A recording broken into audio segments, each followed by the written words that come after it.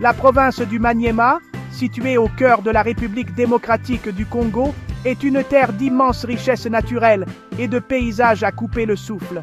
Ses forêts denses sont sillonnées par des rivières majestueuses. Le puissant fleuve Lualaba, servant d'artère vitale, nourrissant le sol et façonnant la vie de ses habitants. Le peuple du Maniema est connu pour sa résilience et son profond lien avec cette terre, un endroit qui devrait être une source de prospérité et de paix. Ce sont des agriculteurs, des pêcheurs et des commerçants, des individus qui, depuis des générations, ont construit leur communauté avec un esprit de solidarité et un héritage culturel partagé. Cette province, avec son potentiel vibrant, représente l'âme même du Congo central, un endroit où la générosité de la nature est sans limite. Cependant, sous ce voile de splendeur naturelle, se cache une réalité marquée par des défis profonds et persistants.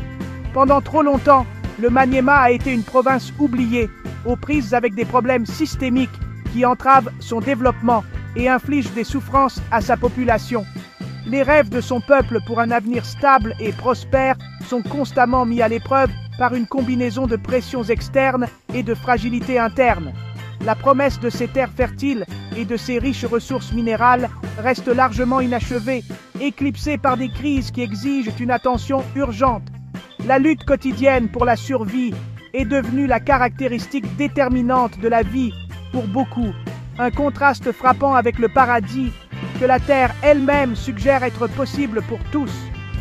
Cette belle région qui devrait être un havre de paix est plutôt prise dans un tourbillon de problèmes complexes. Sa position géographique, à la frontière des provinces du Kivu, déchirées par les conflits, en a fait un hôte involontaire des retombées de guerres lointaines. Le manque d'infrastructures robustes, en particulier de routes navigables, isole les communautés et rend la livraison des biens et services essentiels une tâche presque insurmontable. Cet isolement exacerbe tous les autres problèmes, transformant des problèmes gérables en crises à part entière. Les habitants du Maniema se retrouvent à livrer des batailles sur plusieurs fronts, des maladies invisibles se propageant par leur eau, à la menace très visible d'hommes armés perturbant leur paix fragile. C'est dans ce contexte difficile que se déroule l'histoire de la crise actuelle du Maniema. La province n'est pas seulement une entité géographique sur une carte, c'est une communauté vivante et respirante de personnes dont la résilience est étirée à sa limite absolue.